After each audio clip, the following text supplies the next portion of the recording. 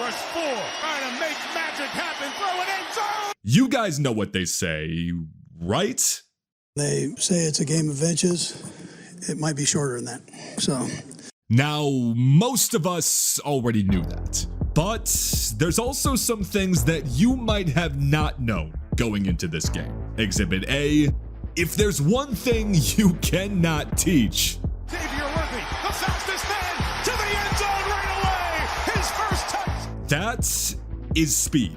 Exhibit B could very well be that this duo in the backfield together, and Jackson pulls it, keeps it downfield, and Lamar Jackson takes it into the red zone. It is going to be causing a lot of issues this season. But really, more than anything, we're going to need to flip back to the other side. Because long story short, what this team has already showed us out of the gate of this 2024 NFL season, I mean, not only did they exceed a number of their expectations, but if they actually keep this up, it is probably this league's worst nightmare. First 2 draft picks for the Chiefs. Pause it again. Are you kidding me with this graphic? 3 quarters is apparently all it took for the new kid on the block to be suited up within this Chiefs offense, for them to practically duplicate how explosive they were all of last season. Now sure, a stat line of 3 touches and 2 touchdowns, that's probably going to stick out the most from this game to some of you watching this, but trust me, there is a lot more to dissect here. Now, right out of the gate early in the first quarter of this game, you immediately saw what the addition of Xavier Worthy was going to do for Kansas City, even without him touching the football. And there he goes. Rasheed Rice into the secondary to the 36-yard line.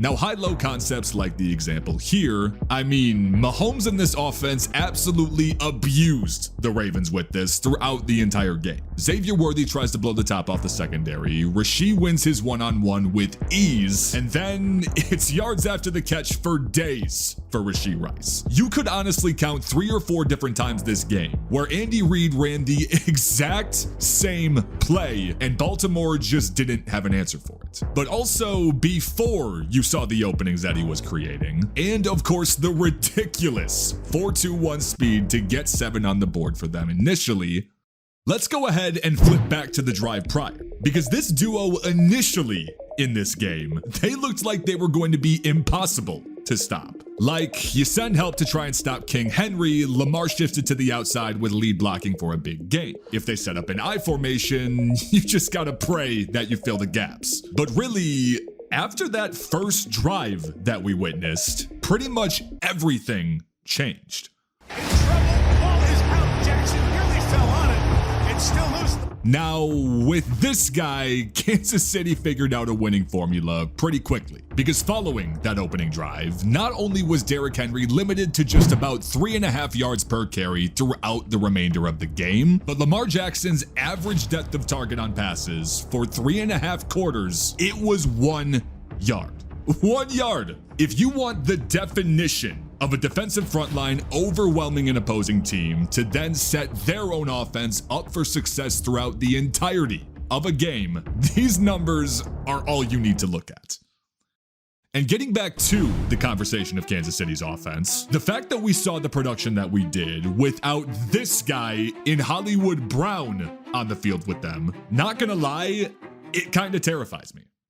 Because clearly, while Rasheed Rice was the main beneficiary in this game from exposing gaps in coverage, we also saw so many other pieces in their wide receiver room doing the exact same thing. Jump into the second half, you've got yet another example of Xavier Worthy again working to clear the secondary deep over the top, Travis Kelce doing the exact same thing, dragging the attention to the sideline, thus leading to an easy 25-yard pickup for Justin Watson. Same exact type of scenario, just a couple of plays later in that very same drive. You recognize a dual tight end setup at the bottom of the screen, Kelce extends the secondary on a go route to the end zone, all while Noah Gray is actually decoying as pass protection. Noah Gray inside, first down to the 2-yard line. And it ends up being a screenplay that is practically executed to perfection. And while sure, the decoy of a deep threat is clearly already doing wonders for Mahomes and this offense, Mahomes Mahomes fires, running, Xavier again, Worthy for a touchdown. We also learned pretty quickly this season that this guy is going to be anything but strictly a decoy. And as we've established, just the presence of that deep threat looks like it's going to elevate every other aspect of this Chiefs offense to a level that it had not seen last year. There's also, say, what it does for the play action and pass creativity. Whether it was early or down the stretch of the game, both Isaiah Pacheco and even Samaje Perine showed us how this offense will be able to attack all three levels of the field. And even not to mention, as long as Kansas City's elite offensive line stays healthy this year, the ability of Mahomes to extend plays out of the pocket, yeah, it's probably going to be more successful this season than anything we've seen in years prior. So, as soon as Hollywood Brown gets thrown into the mix of this team, it's going to be very interesting to see.